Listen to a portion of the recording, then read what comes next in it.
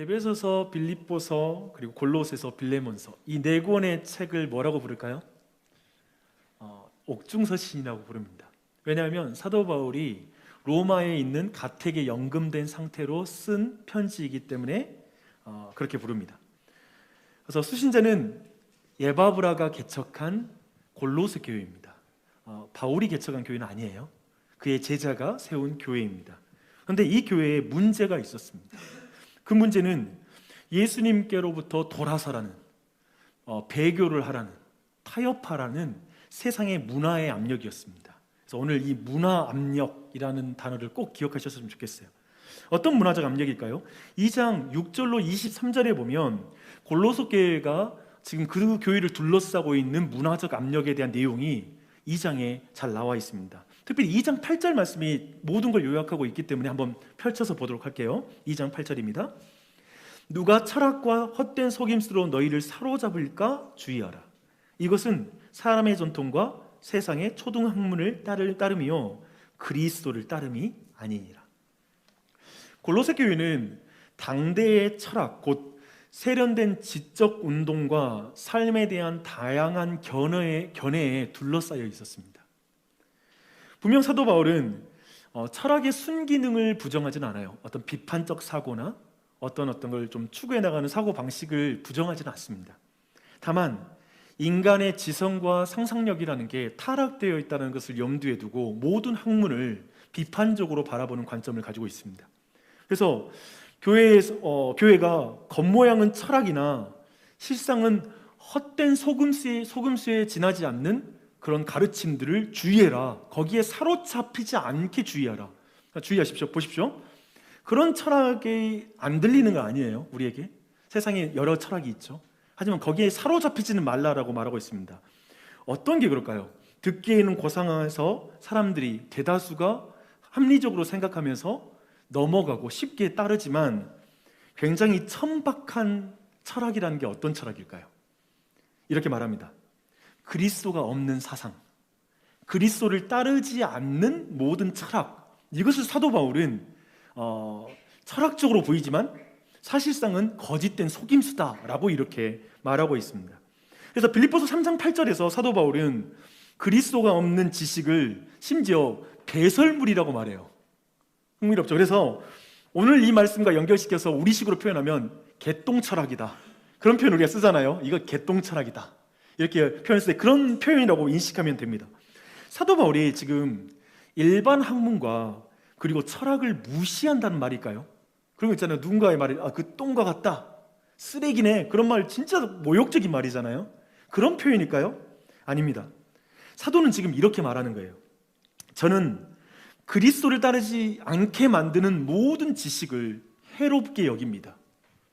왜냐하면 내 주 그리스도 예수를 아는 지식이 가장 고상하기 때문에 그렇습니다.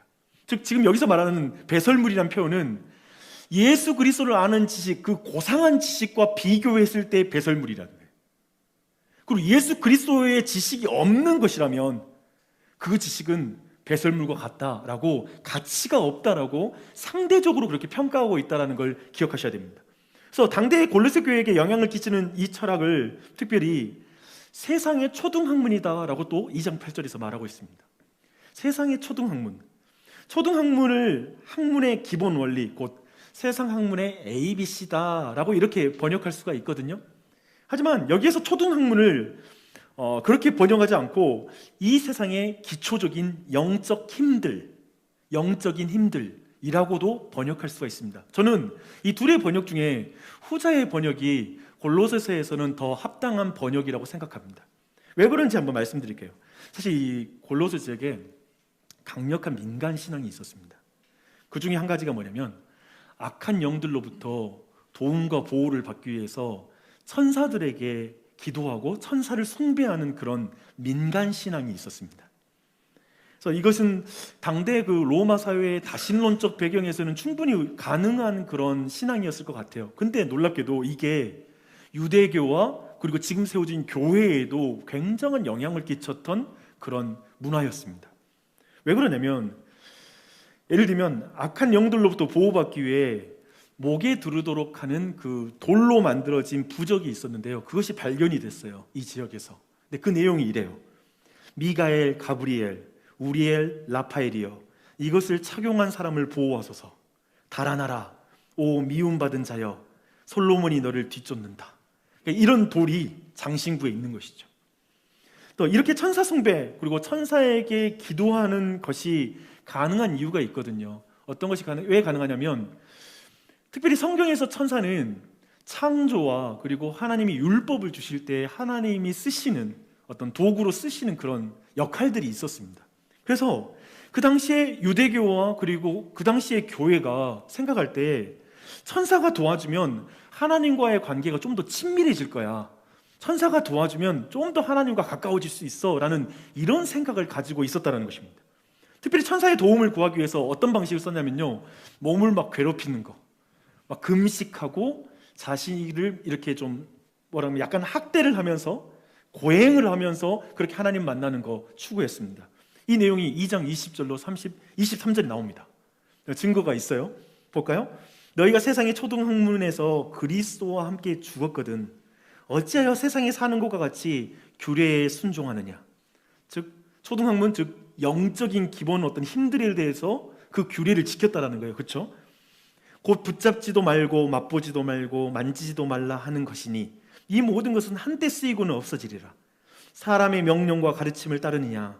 이런 것들은 자의적 숭배와 겸손과 몸을 괴롭게 하는 데는 지혜 있는 모양이나 오직 육체 따르는 것을 금하는 데는 조금도 유익이 없느니라. 지금 여기에 보면 21절부터 이렇게 성경, 신약 성경에 가로가 쳐진 부분이 있잖아요. 이런 부분은 매우 유력한 신약 사본에는 있는데 어떤 사본에는 없는 경우에 이렇게 가로를 쳐서 표시를 하고 있습니다. 사본의 문제예요.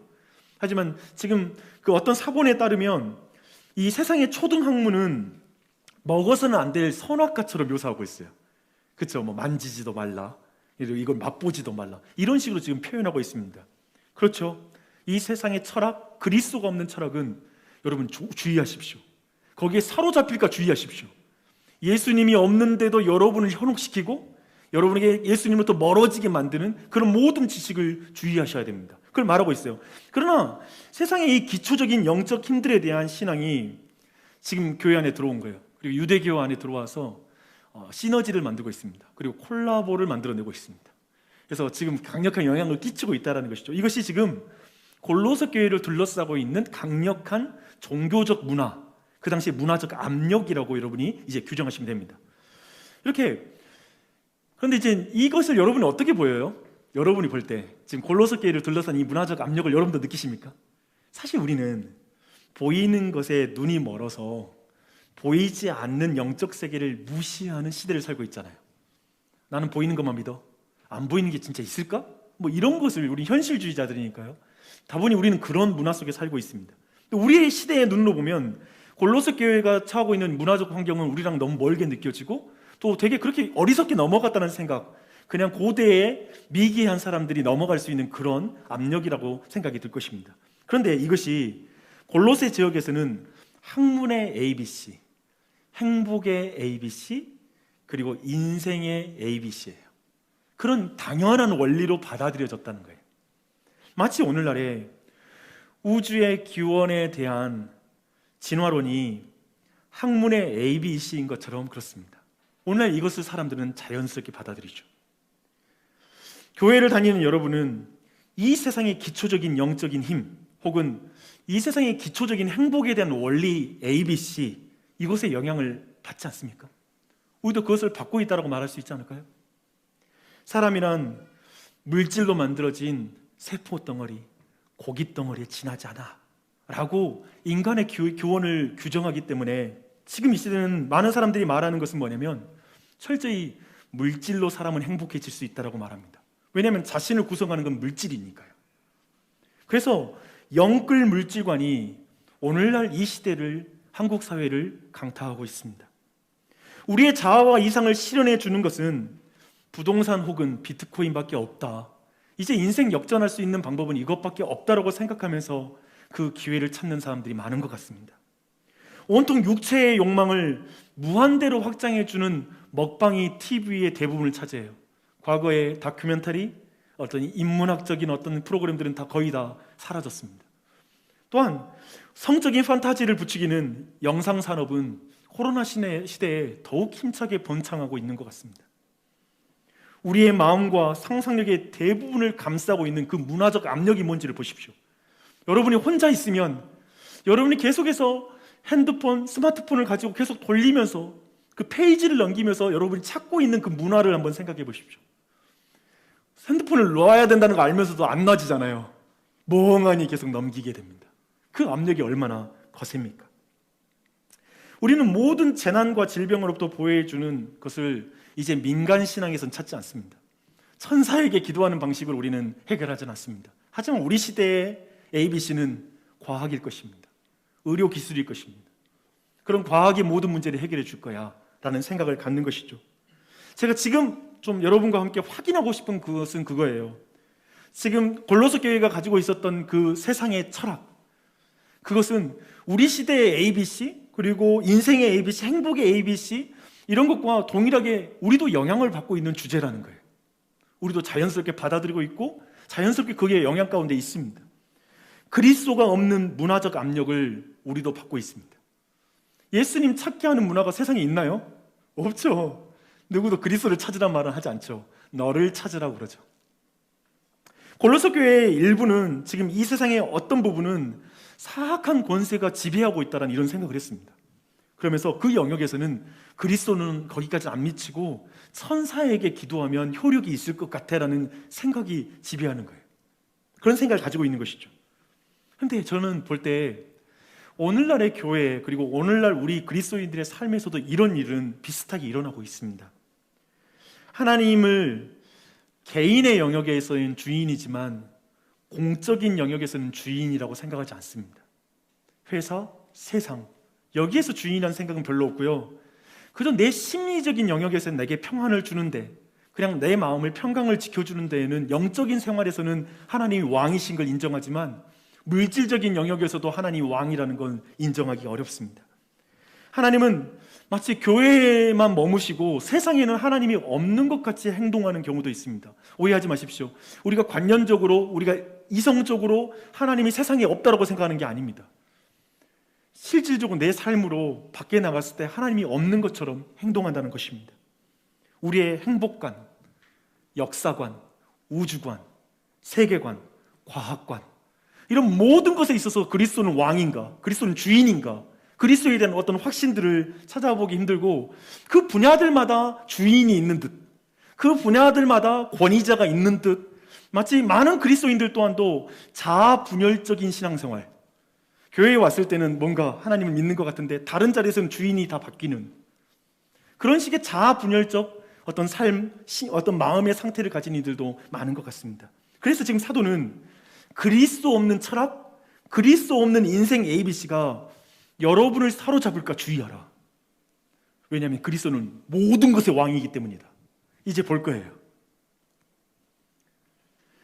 저는 그런 생각이 들어요. 방금 제가 살펴봤지만 어떻게 우리가 문화적인 압력, 그 시대의 정신을 어떻게 이기겠습니까? 어떻게 우리는 거기에서 합당하게 싸울 수 있을까? 이제 사도 바울에서 보게요. 이 세상의 철학과 대세, 가치관에 거의 질식당한 이들, 질식당한 그 골로새 교회를 향해서 사도 바울이 어떻게 치료해 가는지를 봐야 돼요.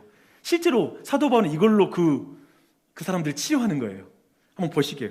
사도 바울은 가장 먼저 뭘 하냐면요, 이 골로새서에서 오늘 말씀에서 가장 먼저 그리스도에 대한 찬가를 올립니다. 그리스도를 찬양해요. 15절부터 20절까지가 이연으로 구성된 시입니다. 그 시적인 찬가를 이제 노래를 부르는 걸로 이제 전체 내용이 시작합니다. 생각해 보면 봐봐요. 지금 세상의 수많은 철학과 경쟁적인 대세, 그리고 가치관에 대해서 하나하나 반박할 수 있잖아요. 근데 그 반박하는 방식으로 먼저 시작하는 게 아니라 예수 그리스도를 찬양하는 것으로 이야기를 시작하는 거예요. 저는 개인적으로 성경을 보는 저 같은 경우는 이런 부분을 거의 놓치지 않습니다. 저 개인적으로 좀 문학적인 관심도 많고, 그런데 이런 식의 방식이 좀 전 잘 이해 안 되거든요. 왜냐하면 나 같으면 변증적으로 들어갈 텐데, 논리적으로 싸울 것 같은데 아니에요. 예수 그리스도를 찬양하고 시작해요. 이것은 마치 이런 거예요. 하와이 해변에 가족이 간 거예요. 우리 가족이. 근데 우리 아이들 중에 하나가 최고급 호텔까지 내가 예약해서 갔는데 암막 커튼을 치고 방 안에서 아주 옅은 조명 아래에서 하와이 해변가의 모래 색깔과 해변가에 있는 어떤 묘사들과 관련된 소설책을 읽으면서 정말 이럴까? 라고 생각하고 앉아 있는 거예요. 밖을 안 나가요. 그걸 보는 순간 우리가 부모라면 어떨 것 같아요? 답답하겠죠. 그래서 먼저 암막 커튼을 확 열어젖히고 창문을 열고 나서 이야 아름답다, 진짜 해변 아름답다, 저 모래를 봐, 이야 아름답다 라고 탄성을 저지를 거예요. 그리고 어쩌면 의미에서는 자연을 예배하는 거예요. 예배라는 것은 탄성이거든요. 찬양이라는 것은 탄성이거든요. 그래서 그 자연에서 우리가 탄성을 저지를 거예요. 다른 게 필요 없죠. 앉아봐봐. 불 꺼놓고 암막 커튼에 앉아가지고 이게 진짜 하와이는 이래 라고 설명할 이유가 없죠. 열어놓고 보여주는 것이죠. 지금 약간 그런 기분으로 보셔야 한다는 거예요. 이게 나는 여러분에게 도움이 될 것 같아요. 여기 앉아있는 많은 사람들은 어쩌면 하나님을 지적으로 만나려고 시도를 하고 여러분이 질문을 해결해서 하나님을 어떻게 만난다라고 생각할지 모르겠어요. 근데 성경의 방법은 좀 달라요. 예수 그리스도에 대한 탄성으로 갑니다. 그리고 하나님을 말하고 있어요. 이렇게 말하는 거예요. 사도 바울이. 보십시오. 예수님은 보이지 않는 하나님의 형상입니다. 하나님에 대해 미루어 짐작하는 것을 멈추십시오. 당신이 원하는 대로 하나님을 생각하면서 축소하지 마십시오. 하나님의 형상인 예수님을 믿지 않고 하나님의 형상을 상상하는 것은 우상숭배입니다. 성경이 말하는 참 하나님이시요 참 사람이신 예수 그리스도를 있는 그대로 보십시오. 지금 그렇게 말하는 것이죠. 이걸 주목했으면 좋겠어요. 이제 찬가의 내용이 좀 궁금해지죠. 그 찬가의 내용 보게요. 두 연으로 구성이 되는데요. 첫 번째 연은 15절부터 18절까지가 첫 번째 연입니다. 예수님이 창조주이시고 통치자이심을 찬양하는 그런 내용입니다. 그는 모든 피조물로부터 먼저 나신 이시니 라는 말로부터 이제 내용이 시작합니다. 사실 이 말은 모든 피조물부터 먼저 나신 이시다 라는 그 말은 가장 먼저 창조된 첫째라는 의미가 아니라 모든 피조물 위에서 다스리시는 분이시다라는 그런 의미입니다. 성경적 표현으로 말하면 지존하신 주님이시다라고 말합니다. 여러분, 지존하신 주님이라는 표현 들어봤죠? 그런 표현입니다. 16절부터 이 지존하신 주님을 이렇게 풀어서 설명합니다. 만물이 그에게서 창조되었습니다. 세상에 보이는 그리고 보이지 않는 모든 질서, 왕권, 주권, 통치자, 그리고 모든 영적인 권세들, 이 모든 것들은 예수님이 창조했습니다. 예수님을 위해서 창조했습니다. 피조물의 목적은 예수님입니다. 만물보다 먼저 계셨던 그리스도는 지금도 만물을 유지하고 계시는 분이십니다. 그분이 없이는 모든 우주는 순식간에 망가질 것입니다.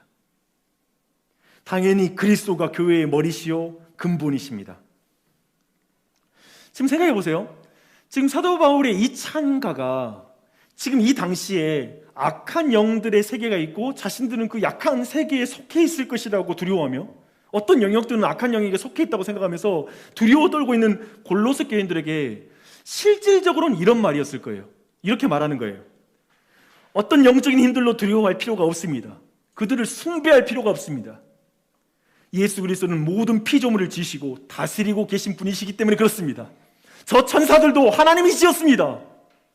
할렐루야. 그리고 당신의 공허한 마음을 채우기 위해, 두려움을 지우기 위해 천사들을 달래거나 그리고 기도할 필요가 없습니다. 왜냐하면, 그리고 또한 당신 다른 주인을 둘 필요도 없어요. 왜냐하면 신자와 교회를 충만하게 채워주시는 머리 되시는 예수님이 계시기 때문에 그렇습니다. 그분이 다 채워줍니다. 그분을 의지하십시오. 지금 이렇게 말하는 거죠. 실질적으로는 제가 오늘 이게 지금 시의 찬가라고 말씀드렸잖아요. 근데 오늘 말씀 제가 그 찬가 중에 이거 하면서 오늘날 우리가 부르는 찬양이 하나 생각이 났어요. 이 부분에 대해서 온 만물의 창조주이시고 통치하시는 예수님, 지존하신 하나님에 대한 찬양을 같이 한번 드렸으면 좋겠어요.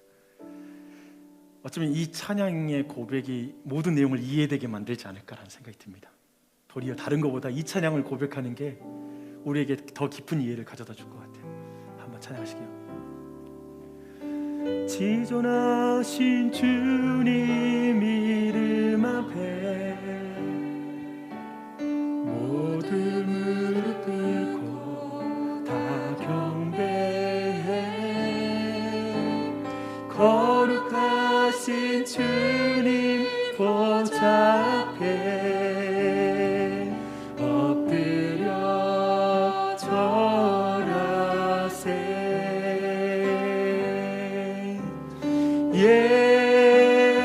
예수는 그리스도,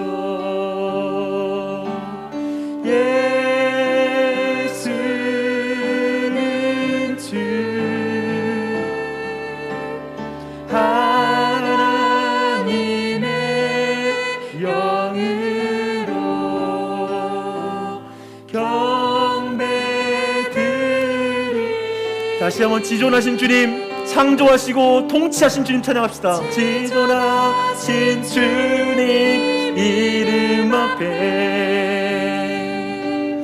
모든 무릎 꿇고 다 경배해. 거룩하신 주님 보좌 앞에 엎드려 절하세.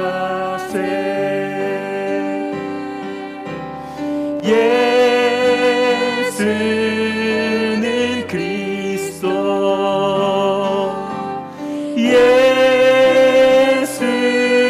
예수는 주,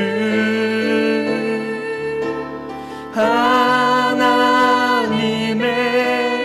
영으로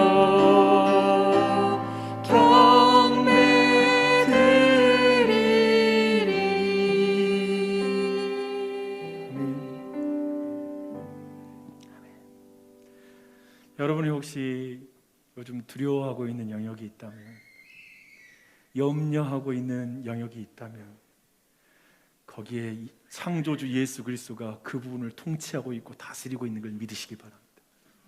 그것이 여러분 모든 두려움을 내쫓을 거예요. 옛날에 한번 나눴던 것 같은데, 한 선교사님이, 아프리카 선교사님이 한 교회를 방문한 거예요.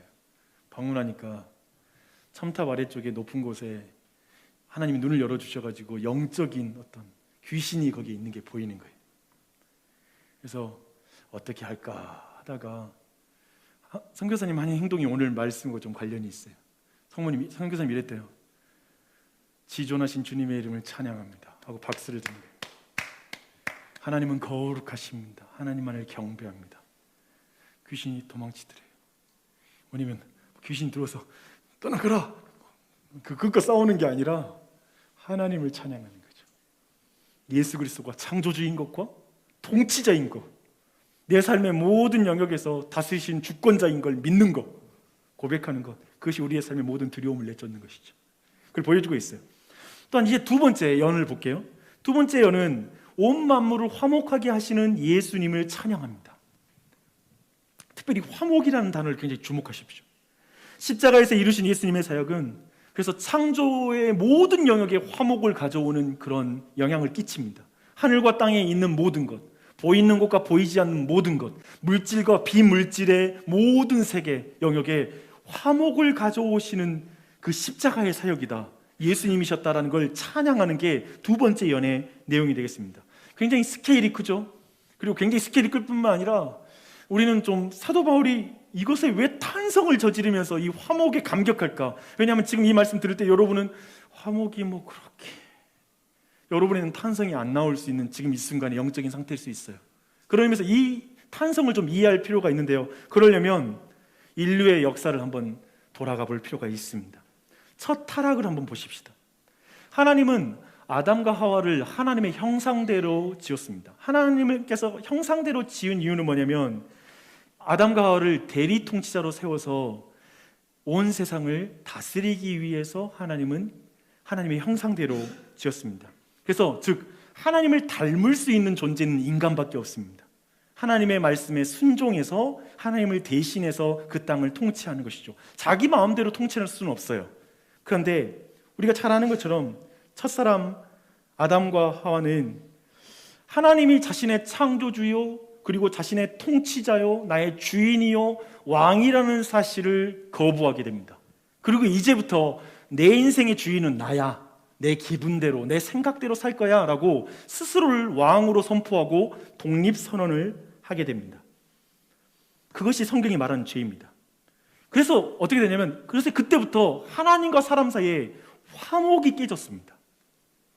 이제 하나님께서 그 다음에 범죄한 아담과 하와를 찾아가는 장면이 성경에 기록되어 있거든요. 3장에 보면 찾아가자 그 하나님이 거니시는 소리를 듣고 두려워서 나무 아래에 숨었다고 말합니다. 하나님과의 관계가 깨진 걸 보여줍니다. 이제 하나님은 가까이 오시는 게 두렵게 됐습니다. 그리고 피하고 싶은 분이 되고 말았습니다. 그리고 나서 하나님과의 화목함이 깨지자 바로 사람과의 관계가 완전히 깨집니다. 이제 아담과 하와는 서로를 저주하고 모든 책임을 서로에게 돌리고 비난하는 관계로 바뀝니다. 아담이 말하죠. 당신이 보내준 저 여자 때문에 내가 죄를 지었어요 라고 말하기 시작합니다. 사람과의 관계가 깨집니다. 그리고 또한도 사람과의 관계만이 아니라 자연과의 관계도 파괴됩니다. 이제 사람은 하나님의 사랑으로 이 세상을 통치하고 다스리는 게 아니라 자신의 욕심과 이기심과 자기 욕망에 의해서 자연을 무분별하게 개발하고 그것들을 파괴하는 그런 위치에 오르게 됩니다. 그래서 지금 이렇게 관계가 크게 세 가지의 관계가 있는데요, 그 관계가 깨지고 파괴된 세상은 지금까지 이어지고 있습니다. 여러분 어떤가요? 관계가 깨지는 것은 고통을 가져옵니다. 가장 친밀한 부부 때문에 고통을 느끼고 계십니까? 가장 친밀한 부모님과의 관계 때문에, 형제와의 관계 때문에 피눈물을 흘려본 적이 있습니까? 관계가 깨지는 건 고통입니다. 가장 큰 고통이에요. 그 고통을 느낍니다. 그래서 하나님과의 관계의 파괴는 결국 죽음과 그리고 그 죽을 것 같은 고통이 우리의 인간의 삶에 끊임없이 있는 그런 삶으로 전락시킵니다. 그래서 하나님과의 관계 파괴의 역사는 이제 우상 숭배의 종교사를 만듭니다. 하나님과 관계가 깨졌으니까요. 사람과의 관계 파괴는 이제 전쟁사가 됩니다.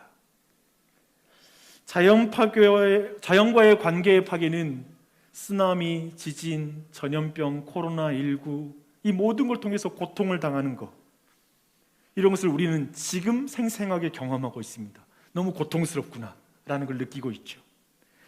지금 제가 굉장히 간단하게 전체 내용을 설명하고 있지만 사실 이 모든 건 전쟁, 그리고 하나님과의 관계에 파괴해서 어떤 종교, 그리고 아까 말한 것처럼 자연로부터의 고통은 어마어마합니다. 그 고통을 우리는 너무나 얼마나 힘든 일인지 모릅니다. 그래서 모든 인류의 역사는 사실상 샬롬을 갈망하는 역사입니다. 어떻게든 화목을 만들고 싶어하는 갈망의 역사가 인류의 역사였습니다. 그런 찬양이 있어요. 이런 찬양 여러분 들어보셨을까요? 세상은 평화 원하지만 전쟁의 소문 더 늘어간다. 이 모든 인간 고통 두려움뿐 그 지겨움 끝없네. 마지막 가절이 제 와닿더라고요. 그 지겨움 끝없네. 모두가 샬롬을 원하지만 샬롬을 만들지는 못하는 것이죠. 그런 실력이 없는 것이죠. 그토록 갈망하지만 샬롬을 칼로 만들려고 할 때에 전쟁사가 되었고요, 자신의 간절함으로 만들려고 할 때 그것이 종교사가 되었습니다. 사도 바울은 대신 그 샬롬은, 그러나 그 샬롬은 오직 예수 그리스도께서 만드실 수 있다, 그 화목은 예수님만이 만들 수 있다라고 지금 오늘 말씀에서 말하고 있습니다. 죄가 사람을 통해 세상에 들어와 모든 것을 망쳤기 때문에 이제 죄인을 위해 우리 구주 예수님께서 십자가의 피로 사람과 하나님을 화목하게 하셨다라고 말씀하고 있습니다. 사람과 사이의 화목 또한도 하나님과의 사이가 화목으로 변하면, 하나님과 사람 사이가 불화했을 때 모든 것이 이제 저주를 받았듯이 하나님과의 사이가 화목되면 사람과의 사람 사이가 화목되고 자연과의 관계도 회복될 것이라고 약속하고 있습니다. 예수님의 십자가는 그래서 만물을 회복하게 하는 십자가입니다. 온 우주의 십자가입니다. 모든 세상을 회복시키는 십자가입니다. 그걸 힘주어 말합니다. 그래서 이 찬양은, 그래서 지금 말하고 있는 이 두 번째 연애 사도 바울의 이 찬양은 실질적으로 골로새 교회에게는 이렇게 외치는 외침이겠죠. 이제 더 이상 사악한 권세 아래에 있다라고 그렇게 착각하지 마. 예수님의 십자가의 대속의 죽음과 그 부활로 너는 해방되었어. 악의 권세로부터 완전히 해방되었어. 다른 수단을 통해 천사에게 기도해서 너가 거기서 해방되는 게 아니야. 그 또한도 하나님이 통치하고 있고 그 또한을 위해서도 예수님이 십자가가 죽었고 거기서 화목하게 하셨어 라는 이 외침인 것이죠.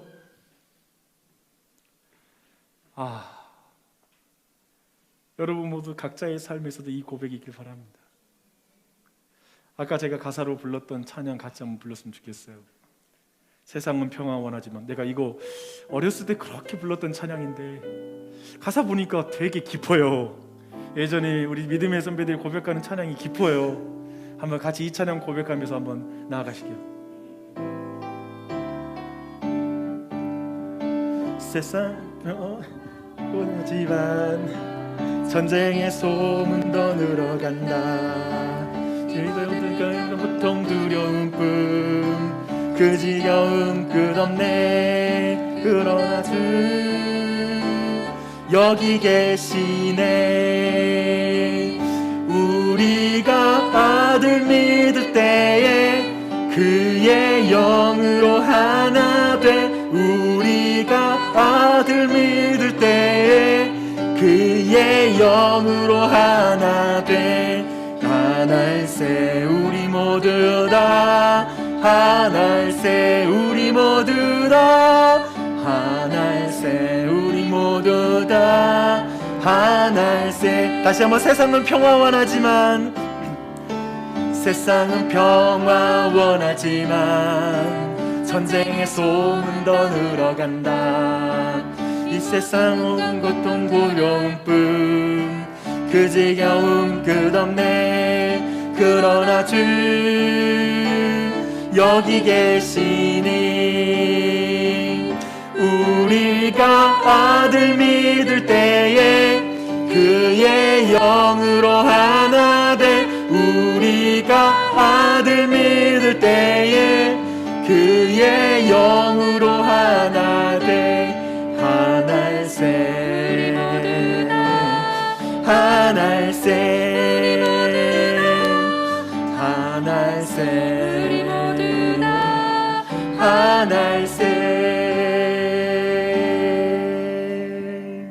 아멘. 아멘. 오늘 우리는 골로새 교회가 처한 그 문화적 압력에 대해서 봤습니다. 우리가 처한 문화적 압력이 겹쳐 보이기도 하죠. 그것은 보기에 듣기에 매우 설득력이 있어서 사람들이 알파벳처럼 당연하게 받아들이는 그런 철학, 인생관, 종교관입니다. 하지만 그리스도가 없는 철학입니다. 그리스도를 따를 필요가 없는 철학. 이거면 행복해질 수 있어. 이거면 너의 삶이 이상이 실현될 거야. 이런 가르침 말입니다. 이 문제만 해결되면 너는 진짜 행복할 거야. 그리스도가 없는 철학. 그렇게 그리스도가 없는 대세, 사람들의 전통, 그 전통은 사람들이 선악과처럼 신자들은 받아들여서는 안 되는 것들입니다. 그걸 받아 먹으면 안 돼요. 붙잡지도 말고 맛보지도 말고 만지지도 말아야 됩니다. 그리스도가 없는 철학은. 적용에 있어서 주의하십시오. 제 말은 세상 철학과 문화를 무시하고 완전히 떠나라는 그런 의미가 아닙니다. 그리스도를 아는 지식이 부족한 것처럼, 그리스도를 아는 지식이 마치 부족한 것처럼 다른 것을 붙잡고 맛보고 만지는 것, 다른 것들로 채울 수 있는 것처럼 만지는 것, 그런 것을 하지 말라는 것입니다. 그런데 안타깝게도 골로새 교회가 이런 교묘한 가르침에 마음이 점점 거기에 갔습니다. 전염되기 시작했습니다. 어쩌면 지금 우리도 그리스도 없는 지식을 붙잡고 맛보고 만지고 있지는 않는지요. 기도할 필요가 없는 길, 하나님 의지할 필요가 없고 예수님 붙잡을 필요가 없는 기술, 약, 어떤 인생관, 이걸 붙잡고 있지는 않는지요. 사도는 골로새 교회와 우리에게 이렇게 말씀하십니다. 그리스도를 바라보십시오.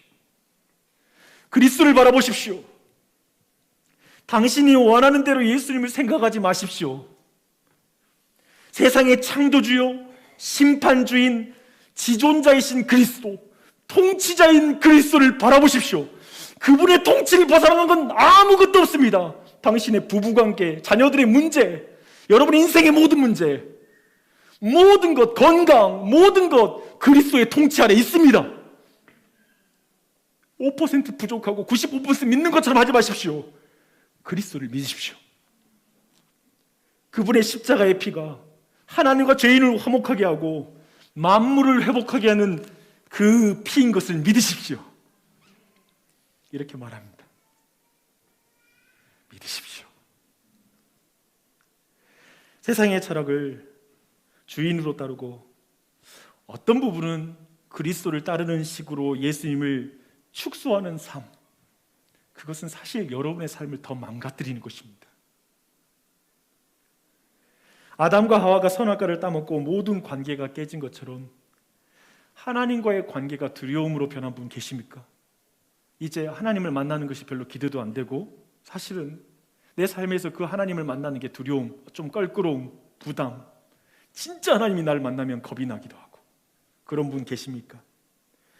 이제 하나님이 더 이상 선하신 분으로 느껴지지 않는 분, 그분이 정말 달콤하고 아름다운 분으로 보여서 만나고 싶어라는 갈망이 내 안에서 식어져 버린 분 계십니까?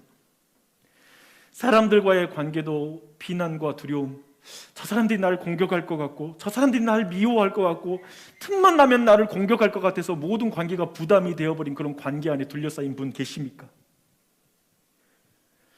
이 세상에 또한 언제든지 이 코로나19 이 재확산 속에 그것이 나를 공격할까, 이 자연이, 사고가 나를 덮치지 않을까, 그것이 너무나 두렵고 염려가 되신 분 계십니까?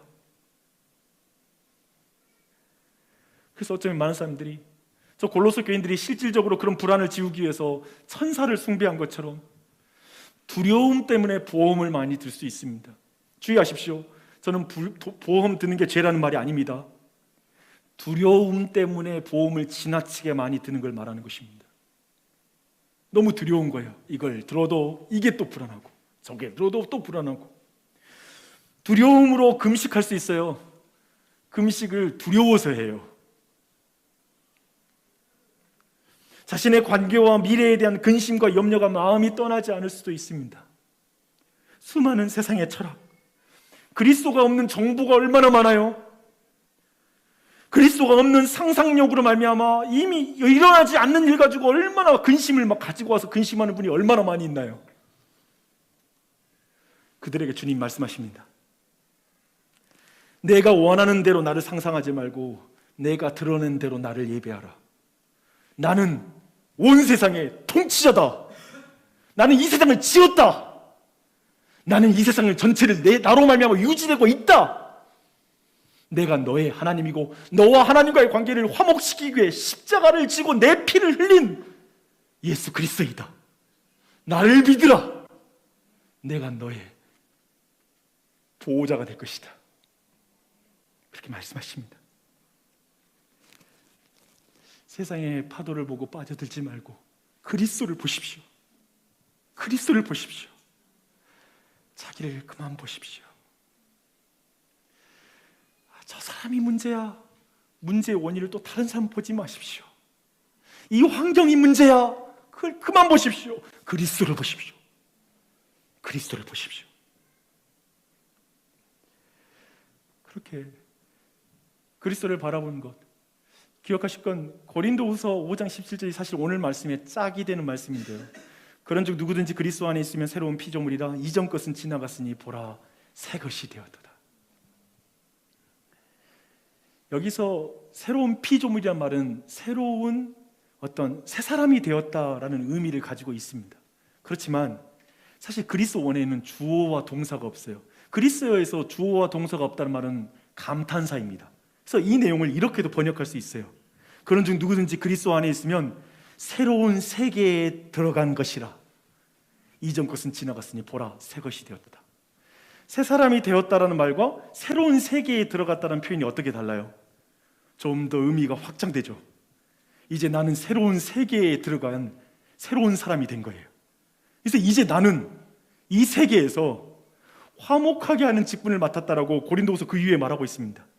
18절에 모든 것이 하나님께로 났으며 그가 그리스도로 말미암아 우리를 자기와 화목하게 하시고 또 우리에게 화목하게 하는 직분을 주셨으니 라고 말씀하고 있습니다. 그래서 여러분에게 저는 부탁하고 싶습니다. 오늘 말씀을 정리하면서 첫 번째, 예수 그리스도 안에서 하나님과 화목하게 된 그 은혜를 누리십시오. 그리스도로 완전한 걸 믿으십시오. 그리스도가 지금 내가 두려워하고 염려하고 걱정하고 있는 모든 영역의 통치자요 왕이요 주관자인 걸 믿으십시오. 그분은 완전한 분이십니다. 그분을 영접하십시오. 내가 모든 일 할 때 경험한 거예요. 뭐냐면 하나님이 없다고 생각하는 영역은 항상 근심덩어리예요. 하나님께 의탁하지 않은 분은 다 근심이었어요, 제게는. 그런데 하나님께 의지하고 주님이 역사할 것이고 하나님이 다스린다고 고백하는 영역은 순식간에 근심에서 사라졌어요. 제가 경험합니다. 우리 모두 경험했을 것입니다. 주님께 의탁하십시오. 두 번째 말하고 싶습니다. 이제 여러분이 화목하게 하는 직분을 수행하십시오. 예수님의 증인과 제자로 주변 사람들을 화목하게 하십시오. 될 수 있는 사람과 모든 사람과 화목하십시오. 그리고 그 사람들을 하나님과 화목하게 하는 일에 여러분이 나서십시오. 왜냐하면 하나님과 화목하면 관계가 회복되고 사람과의 관계가 회복되고 그 다음은 자연과의 관계도 회복되기 때문에 그렇습니다. 그래서 가장 중요한 게 전도예요. 오늘날 우리가 잃어버린 언어죠. 전도는 너무 중요해요. 그래서 아까 봤던 고린도후서 5장 20절 말씀은 그러므로 우리가 그리스도를 대신하여 사신이 되어 하나님이 우리를 통하여 너희를 권면하는 것 같이 그리스도를 대신하여 간청하노니 너희는 하나님과 화목하라. 이상하게 하나님과 화목하는 것에 주목합니다. 이것 수도꼭지 틀면 물이 내려오는 거 아는 거죠. 하나님과 화목하는 것에 다시 주목하십시오. 그리스도의 십자가를 더욱 신뢰하십시오. 붙잡으십시오. 그렇게 나아가는 우리 온 교회가 되기를 축원합니다. 아멘. 오늘 그리스도의 찬가가 많이 나와서 찬양의 고백을 좀 많이 해요. 제가 이 찬양이 계속 설교를 준비하는데 마음이 나오더라고요. 예전에 찬양이 있는데 오랫동안 고백을 못한 것 같아요. 주는 평화, 주는 평화, 막힌 담을 허신 그 주님의 은혜, 그걸 같이 찬양으로 고백함으로 나아가겠습니다.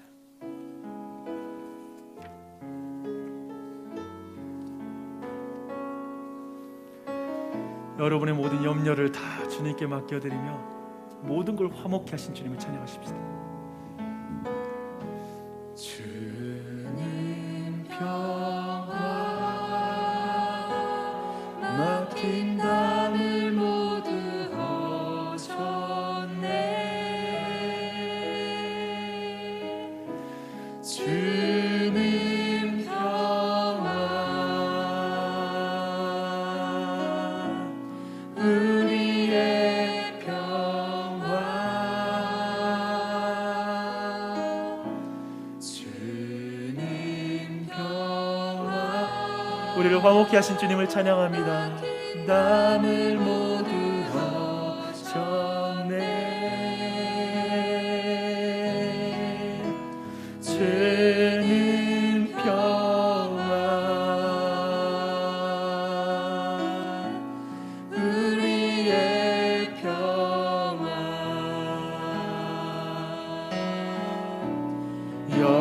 영원하다 맡기라.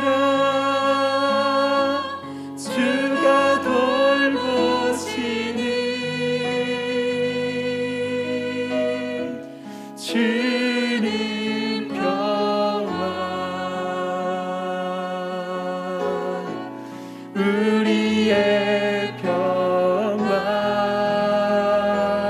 염려다 맡기라. 염려다 맡기